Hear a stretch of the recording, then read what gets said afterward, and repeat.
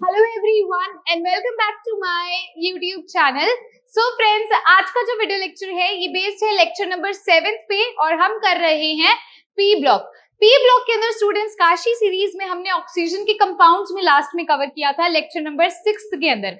आज हम देखने लगे हैं उसी फैमिली के एलिमेंट सल्फर के बारे में 16th ग्रुप के और उसके एलोट्रॉपिक फॉर्म्स और उससे रिलेटेड कुछ कंपाउंड्स। आज के इस वीडियो लेक्चर में 16th ग्रुप जो है वो आपका कंप्लीट हो जाएगा। सिर्फ उसके बाद एक ही वीडियो रह जाएगी जिसमें हम 17th और 18th ग्रुप को कंप्लीट करेंगे। सो चलते हैं सबसे पहले टॉपिक की तरफ, sulphur and it's allotropic forms. सबसे पहला टॉपिक आता है सल्फर और उसकी एलोट्रॉपिक फॉर्म्स। सो स्टूडेंट्स, आपको इस चीज को ध्यान से समझना है। किस चीज को ध्यान से समझना है? भी सल्फर जो है, पहली बात तो सल्फर S8 फॉर्म में एग्जिस्ट करता है। सल्फर S8 फॉर्म में एग्जिस्ट करता है। सो थोड़ा सा हम ब्रॉड कर लेते हैं। सल्फर S8 फॉर्म में एग्जिस्ट करता है।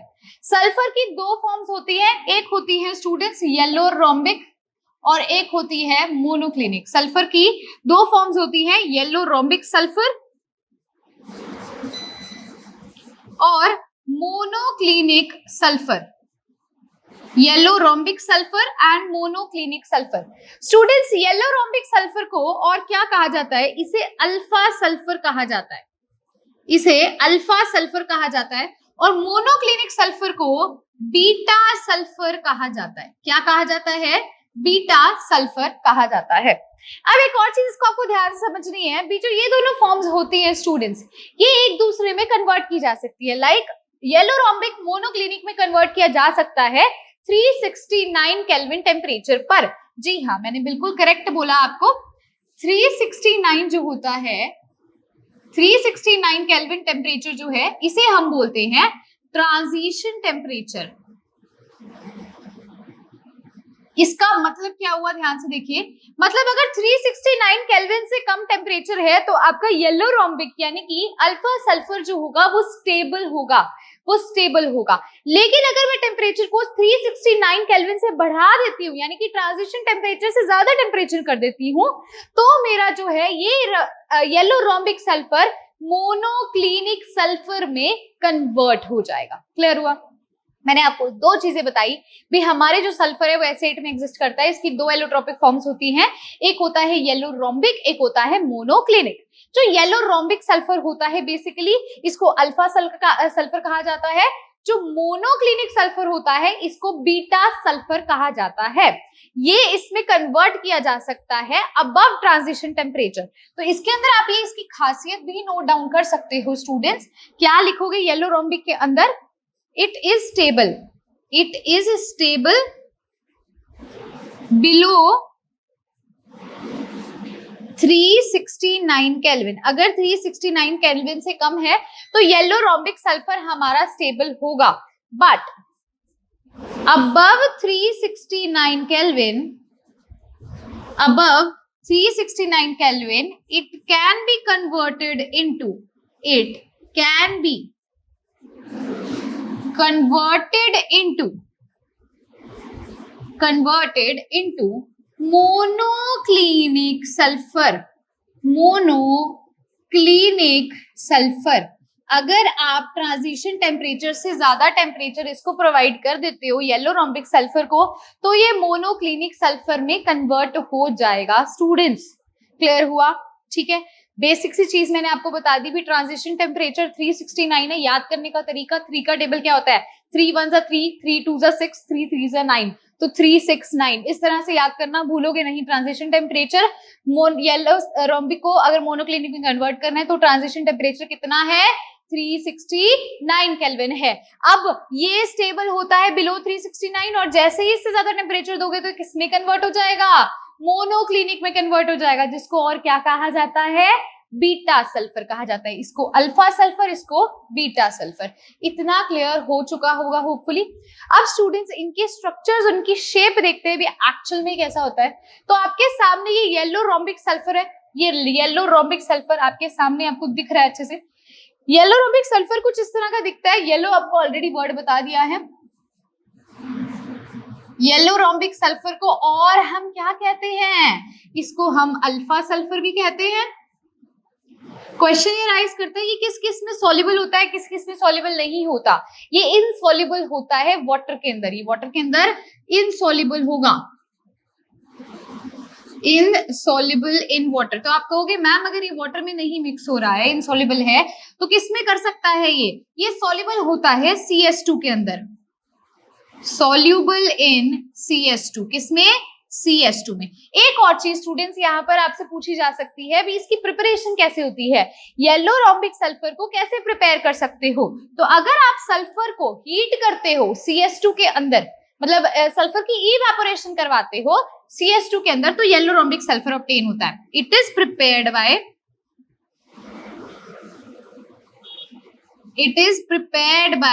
evaporating, it is prepared by evaporating sulfur in CS2। Clear हुआ। एक और चीज, इसका मेल्टिंग पॉइंट भी आपको पता होना चाहिए। हाँ जी, इसका मेल्टिंग पॉइंट भी आपको पता होना चाहिए।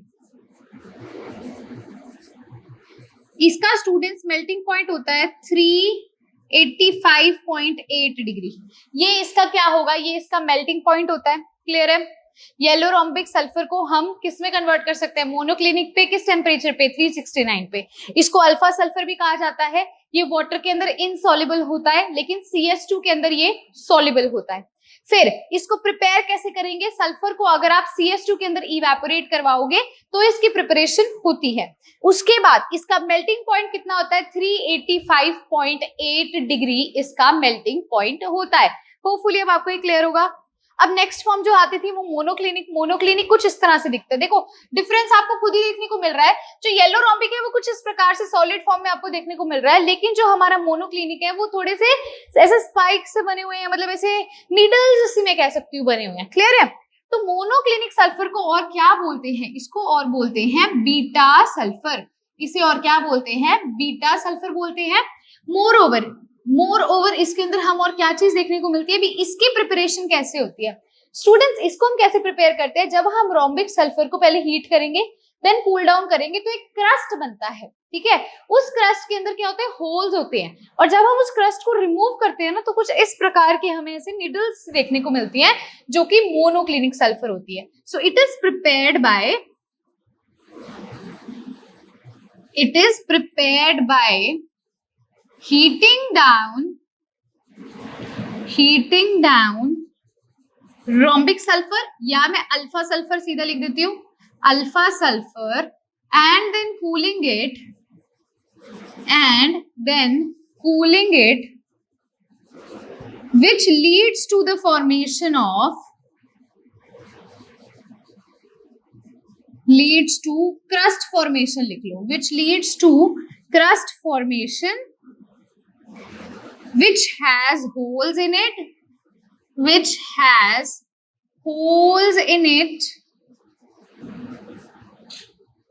now removing the crust forms monoclinic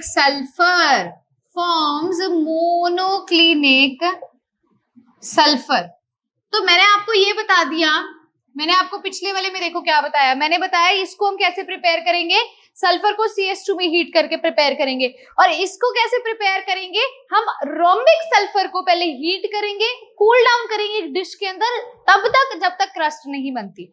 और क्रस्ट बनने के बाद उसमें होल्स होते हैं, होल्स बनाए जाते हैं और फिर उसे रिमूव किया जाता है और हमारा मोनोक्लिनिक सल्फर ऑब्टेन होता है।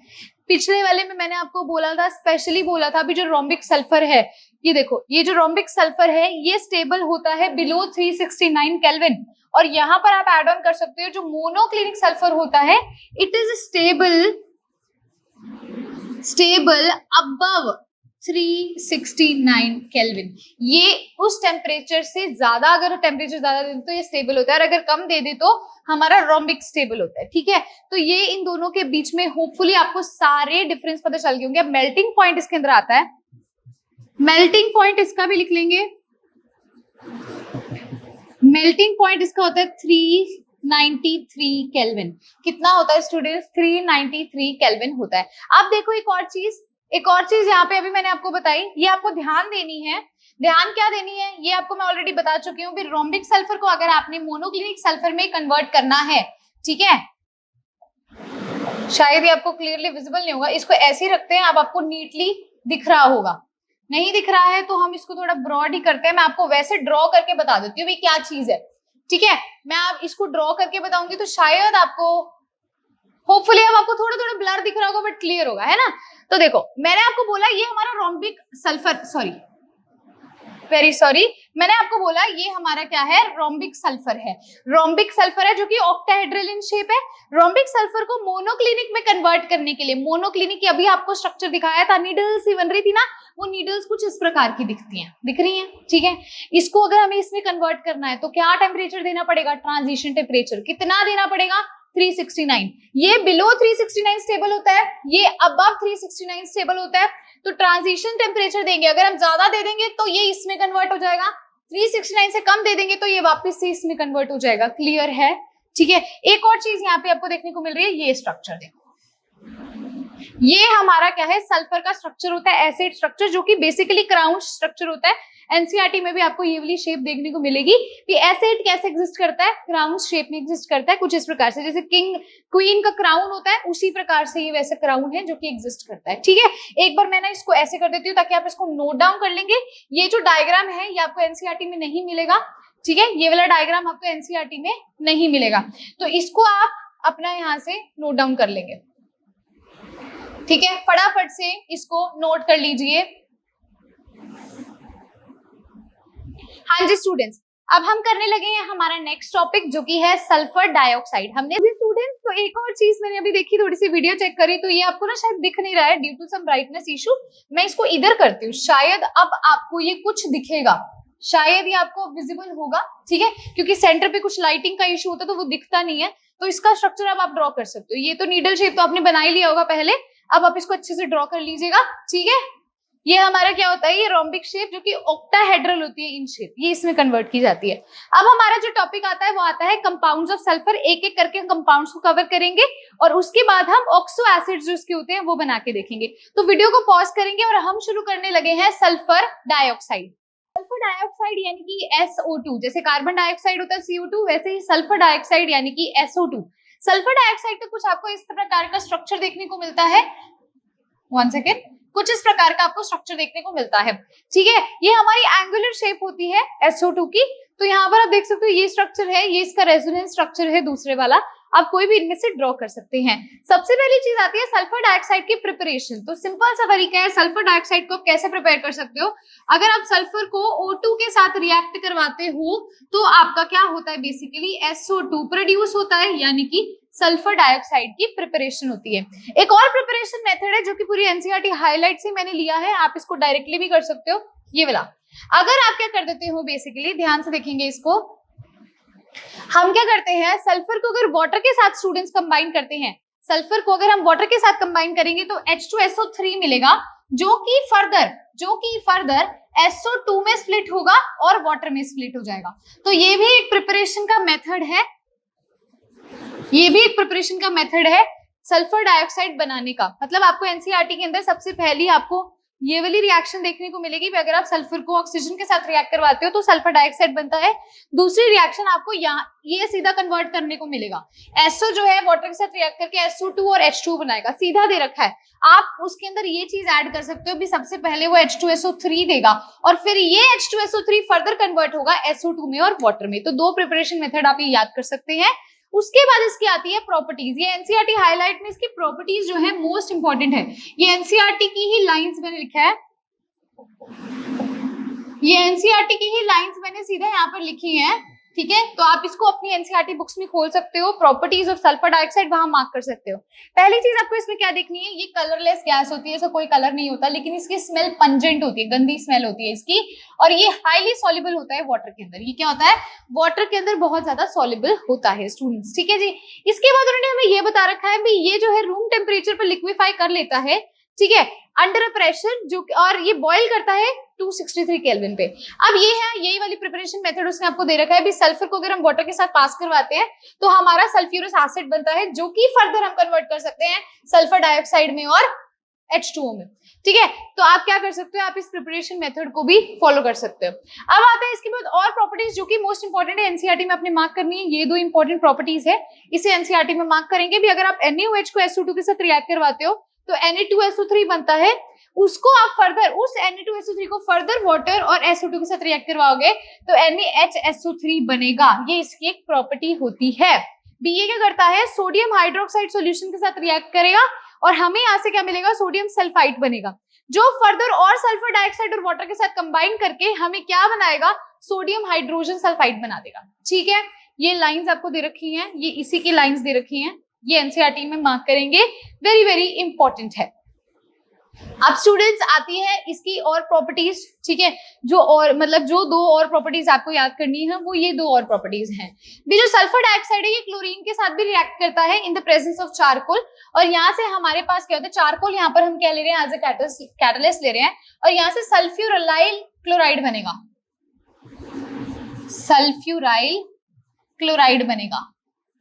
एक ये भी इसकी इंपॉर्टेंट प्रॉपर्टी है, ठीक है। ये क्या करा जा सकता है, इसको हम सल्फर ट्राइऑक्साइड भी बना सकते हैं अगर हम सल्फर डाइऑक्साइड का इस्तेमाल करते हैं और ऑक्सीजन के साथ रिएक्ट करवाते हैं in the presence of vanadium. तो ये हमारी इसकी कुछ क्या है, प्रॉपर्टीज हैं। ये भी एनसीईआरटी हाईलाइट है, मोस्ट इंपॉर्टेंट है स्टूडेंट्स। अब स्टूडेंट्स हमारा सल्फर डाइऑक्साइड पहला कंपाउंड हो चुका है, अब हम करने लगे हैं ऑक्सो एसिड्स ऑफ सल्फर। एक एक करके मैं इनके स्ट्रक्चर्स आपको ड्रॉ करवाऊंगी विद मॉलिक्यूलर फॉर्मूला। तो सबसे पहले आप इन प्रॉपर्टीज को एनसीईआरटी में स्टार मार्क कर लेंगे, जो मैंने आपको बताया। जैसे इसमें ये दो रिएक्शंस बताई हैं, इसके अंदर मैंने आपको ये जो टिक मार्क करवाया ये बताया, ये तो मेथड ऑफ प्रिपरेशन हो जाएगा, और ये वाली हमारी क्या हो जाएंगी, दो प्रॉपर्टीज हो जाएंगी। तो वीडियो को पॉज करके सबसे पहले इसको लिखोगे। अब हम करने लगे हैं ऑक्सो एसिड्स ऑफ सल्फर। हाँ जी स्टूडेंट, सबसे पहला हमारा ऑक्सो एसिड आता है। देखो ऑक्सो एसिड जब भी बनाओगे ना, आप हमेशा सबसे पहली चीज जो बनाओगे वो है सल्फर डबल बॉन्ड ऑक्सीजन। पहले ये बनाना है, उसके बाद आपका सारा काम बहुत इजी हो जाएगा, बहुत इजी। पहला आपका जो कंपाउंड आता है दैट इज सल्फ्यूरस एसिड, जिसको हम क्या बोलते हैं, H2SO3। ये आता है हमारा सबसे पहला सल्फ्यूरस एसिड। कैसे बनाना है, मैंने बोला पहले सल्फर बनाओ फिर डबल बॉन्ड ऑक्सीजन बना दो। इसको ना ऐसे नहीं दिखाते, यहां बना देते, समझ गए। एक सल्फर था, ऑक्सीजन, एक ऑक्सीजन यहाँ पे मैंने दिखाया, दो ऑक्सीजन अभी भी पेंडिंग है, दो ऑक्सीजन दिखा दो। अब क्या काम करना है, हाइड्रोजन लगाना है। एक तो हमने डबल बॉन्ड ऑक्सीजन से लगा ही दिया था, तो दो हाइड्रोजन रह गए, यहां तो नहीं लगेगा, ऑब्वियसली इसके साथ लगेगा, OH बन गया। अब एक और चीज है, जैसे ऑक्सीजन फैमिली ग्रुप नंबर 16 को बिलोंग करती है, सल्फर फैमिली भी तो ग्रुप नंबर 16 को फॉर्म करती है। तो इसके अंदर आउटर मोस्ट शेल में कितने इलेक्ट्रॉन्स होते हैं, याद करो, NS2Np4। ये था ना हमारी आउटर मोस्ट शेल की कॉन्फ़िगरेशन, यानी कि 2 और 4 6 बॉन्ड बना सकता है। 1 2 3 4 बॉन्ड बनाए हुए, मतलब एक इस पे क्या है, लोन पेयर है। क्लियर हुआ, इस प्रकार का इसका स्ट्रक्चर बनेगा। सबसे पहली चीज सल्फर डबल बॉन्ड ऑक्सीजन बना दो, उसके बाद जो ऑक्सीजन रहेगी उनको छोड़ दो, जो हाइड्रोजन है उनको उससे कंबाइन कर दो, और फिर आप देखो भी क्या बॉन्ड पूरे हो रहे हैं, नहीं हो रहे हैं तो कहीं लोन पेयर लगाना पड़ेगा, लोन पेयर लगाओ। So this is the structure of sulphurous acid. ये किसका स्ट्रक्चर आता है स्टूडेंट्स, ये सल्फ्यूरस एसिड का स्ट्रक्चर आता है। इसमें ऑक्सीडेशन नंबर अगर आपसे सल्फर की पूछी जाती है तो ऑक्सीडेशन जो स्टेट या ऑक्सीडेशन नंबर कितनी है, +4 होती है। कितनी होती है स्टूडेंट्स, +4 होती है। हाँ जी, क्लियर है क्या सभी को, प्लीज लेट मी नो, क्या आप सबको क्लियर है। अगर आप पूछोगे मैम कैसे निकालनी है ऑक्सीडेशन नंबर, तो देखो H2SO3 है, सल्फर की निकालनी है, आपको पता है हाइड्रोजन की +2 होती है, ओ +1 होती है।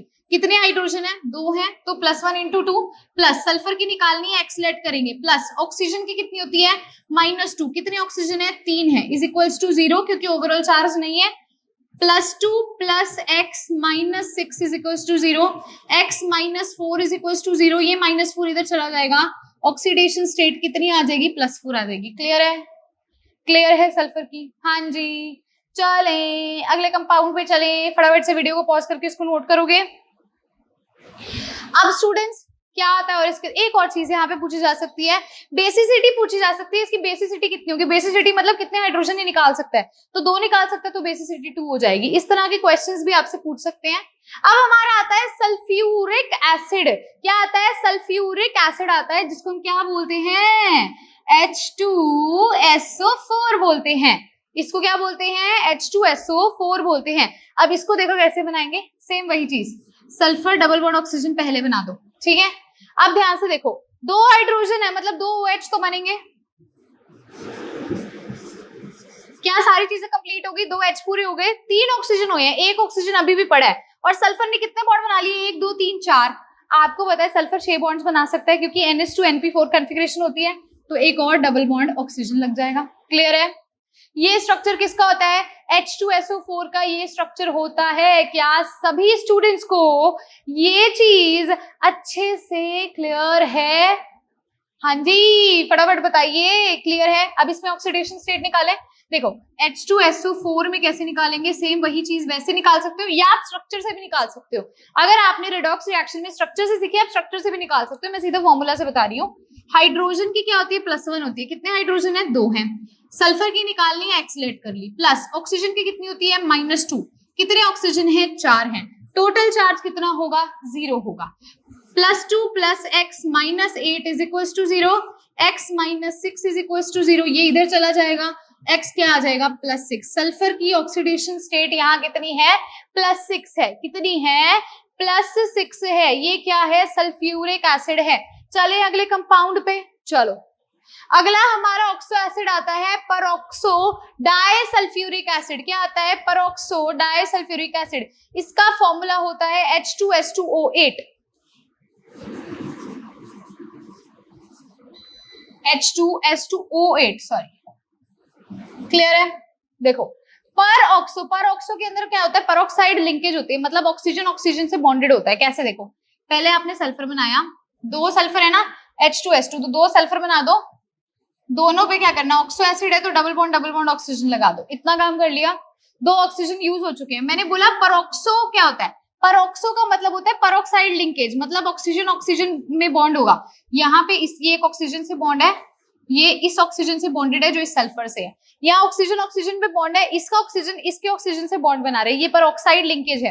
क्लियर हुआ, पक्का क्लियर हुआ? देखो 4 ऑक्सीजन पूरे हो चुके हैं, अभी भी 4 ऑक्सीजन बचे हैं। कितने हाइड्रोजन है, 2 हमारे यहाँ पे लगा देते हैं। 1 सेकेंड, 2 ही हाइड्रोजन है। एक बार क्या करते हैं, एक OH इसको दे दिया, एक OH इसको दे दिया, इस ऑक्सीजन को ऐसे लिख देते हैं। अब एक बार देखो क्या आपके बॉन्ड्स बन रहे हैं सल्फर का, 1 2 3 4 5 बन रहे हैं, मतलब इस ऑक्सीजन के साथ डबल बॉन्ड बनेगा। 1 2 3 4 5 इस ऑक्सीजन के साथ डबल बॉन्ड बनेगा। हाइड्रोजन चेक कर लो, 2 हैं, 2 हाइड्रोजन है, 2 सल्फर है। क्या 8 ऑक्सीजन है, 1 2 3 4 5 6 7 8। क्लियर है? ये जो हमारी लिंकेज होती है इसको परऑक्सो लिंकेज कहते हैं, परऑक्साइड लिंकेज कहते हैं। क्लियर है? ये क्या है, H2S2O8 है। क्या है, H2S2O8 है, जिसको हम क्या बोलते हैं, परऑक्सो डाइसल्फ्यूरिक एसिड। डाई मतलब 2 सल्फर है, परऑक्सो मतलब हमारा क्या हो जाएगा, ऑक्सीजन ऑक्सीजन में क्या होगी, लिंकेज होगी। क्लियर है? इट इज मोस्ट इंपॉर्टेंट, बहुत इंपॉर्टेंट है, इट इज मोस्ट इंपॉर्टेंट। चले अगले ऑक्सो एसिड पे। चलिए अगले ऑक्सो एसिड पे चलते हैं। अगला ऑक्सो एसिड आता है ऑफ सल्फर।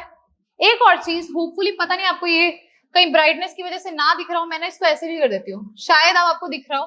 अगर आपको तब नहीं दिख रहा था तो एक बार देख लेना, क्योंकि सेंटर में हल्की सी ना ब्राइटनेस का इश्यू रहता है। इसको भी मैं एक बार, ये तो चलो साइड पे ही है हमारा, ये भी थोड़ा सा इधर कर देती हूँ ताकि आपको अब देख लो, ठीक है, ताकि अगर कोई चीज सेंटर पे आपको ना विजिबल हो तो अब आपको वो क्लियरली विजिबल होगी। अब हमारा आता है next oxo acid, pyrosulphuric acid, जिसको हम ओलियम भी कहते हैं। ये होता है H2S2O7।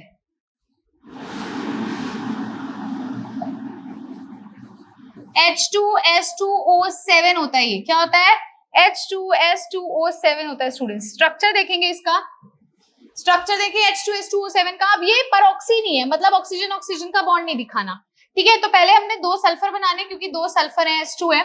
फिर हमारा वही काम, सल्फर पे डबल बॉन्ड ऑक्सीजन पहले लगाओ, क्योंकि ऑक्सो एसिड है तो ये तो होगा ही होगा। अब ये दोनों किसी से तो कनेक्टेड ही होंगे, तो ये एक ऑक्सीजन से कनेक्टेड है। अगर यहाँ परऑक्सी होता तो ऑक्सीजन ऑक्सीजन कनेक्टेड होता। यहाँ पायरो है मतलब सिंपल एक ऑक्सीजन ने दोनों को जोड़ रखा है। 3 ऑक्सीजन हो चुके हैं, 4 5 6 7 ऑक्सीजन कर दिए। हाइड्रोजन कितने हैं, 2 हैं। एक हाइड्रोजन इधर लगा दो, एक इधर लगा दो, और इसको क्या कर देंगे फिर हम, डबल बॉन्ड O, क्योंकि सल्फर के टोटल 6 बॉन्ड बनाने हैं, 1 2 3 4 5 6, 1 2 3 4 5 6। क्लियर हुआ? ये हमारा पायरोसल्फ्यूरिक एसिड ओलियम का बहुत इंपॉर्टेंट है, बहुत इंपॉर्टेंट। ओलियम नाम से आपको पेपर में आएगा, draw the structure of oleum. अगर आपको ये क्लियरली विजिबल ना हो तो मैंने ऐसे भी कर दिया, ठीक है, ठीक है जी। यहाँ पर ऑक्सीडेशन स्टेट जो सल्फर की आती है वो आती है +6, ठीक है। चले आगे चले, चलिए अब आता है ऑक्सो एसिड्स में थायोसल्फ्यूरिक एसिड। क्या आता है? थायोसल्फ्यूरिक एसिड H2S2O3। क्या आता है? थायोसल्फ्यूरिक एसिड। स्टूडेंट्स इसको भी फिर से ऐसे बनाना है, H2S2O3। क्या है? H2S2O3। यहाँ क्या है? थायो का वर्ड जब भी आपको यहाँ पे देखने को मिल रहा है, ये थोड़ा सा डिफरेंट है। यहाँ सल्फर और सल्फर में डबल बॉन्ड है, ये सारों से डिफरेंट है, इसलिए ये इंपॉर्टेंट है। यहाँ आपको सल्फर और सल्फर में डबल बॉन्ड देखने को मिलेगा। इसके बाद आपने वही चीज करनी है, एक तो डबल बॉन्ड आप किसके साथ बना दोगे? ऑक्सीजन के साथ बनाओगे, क्योंकि ऑक्सो एसिड है तो ये तो होना ही चाहिए। अब कितने और ऑक्सीजन है? 2 और ऑक्सीजन है। हाइड्रोजन कितने हैं? 2 है, तो 2 हाइड्रोजन। देखो सल्फर ने 6 बॉन्ड बना ली, 1 2 3 4 5 6 बन गए। देखो क्लियर है? क्लियर है? ये थायोसल्फ्यूरिक एसिड इंपॉर्टेंट है।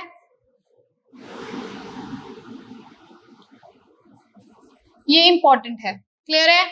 एक तो आपका पिछले वाला ओलियम, लास्ट के 3 जितने भी थे, ये वाला इंपॉर्टेंट है ओलियम वाला, एक आपका ये परऑक्सो वाला इंपॉर्टेंट है, और एक अब आपका थायोसल्फर वाला क्या है? इंपॉर्टेंट है। अब हमारा नेक्स्ट टॉपिक आता है, लास्ट टॉपिक आता है इस चैप्टर का, जो कि है सल्फ्यूरिक एसिड। अभी हमने सल्फर डाइऑक्साइड देखा, फिर हमने ऑक्सो एसिड सल्फर के देखे। देखो सल्फर के ऑक्सो एसिड्स बहुत इंपॉर्टेंट है, इसलिए मैंने आपको हर एक स्ट्रक्चर को ड्रॉ करवाया।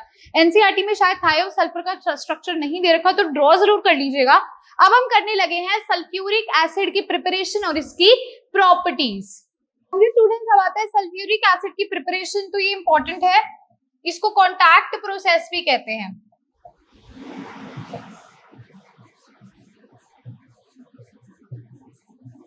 कॉन्टैक्ट प्रोसेस में क्या होता है? सबसे पहले आपका SO2 जो है वो O2 के साथ रिएक्ट करता है और SO3 बनाता है स्टूडेंट्स, ठीक है।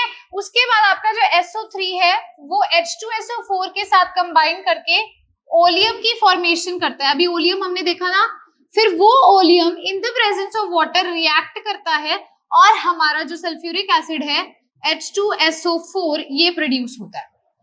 इस प्रकार से हमारा जो है ये कंपाउंड बनता है। ओलियम का अगर आपने लिखना है तो H2S2O7 होता है, ये भी लिख सकते हो, ठीक है। तो बेसिकली ये प्रोसेस होता है, क्या होता है देखिए, conversion of SO2 to SO3। SO2 जो है वो SO3 में कन्वर्ट होता है।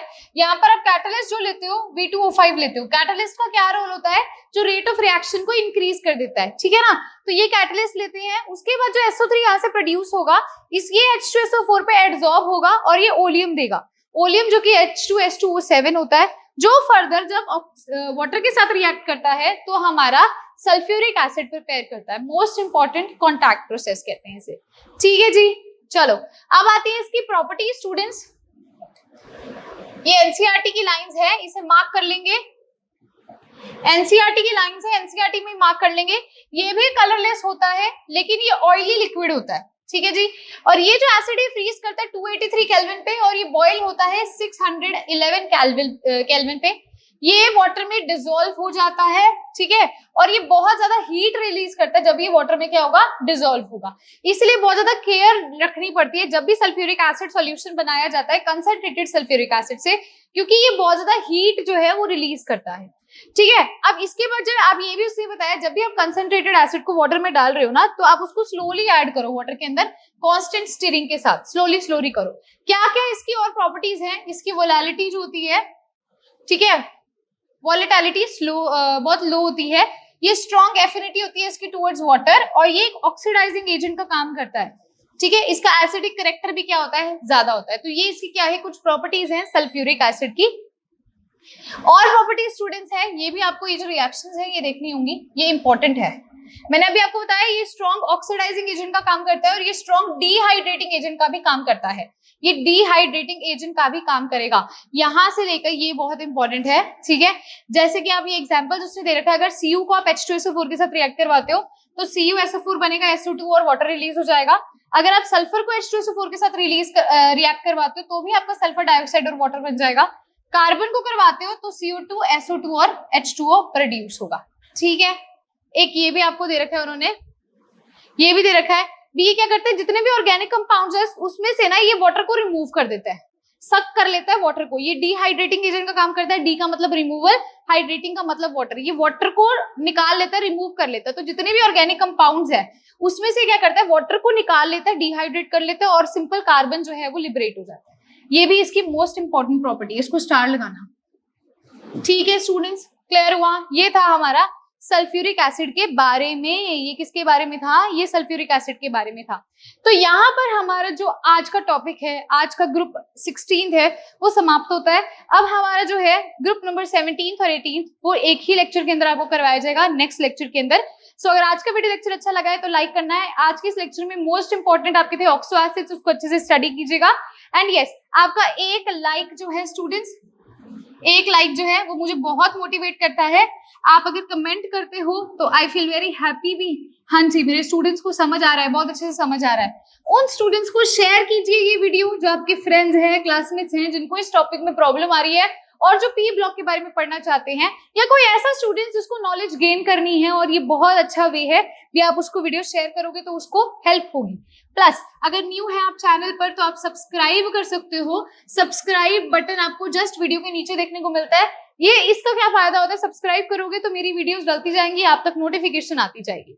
So thank you so much students. Next video में मिलेंगे हमारे लास्ट लेक्चर जो कि होने वाला है of P block chapter. Thank you so much, have a good day.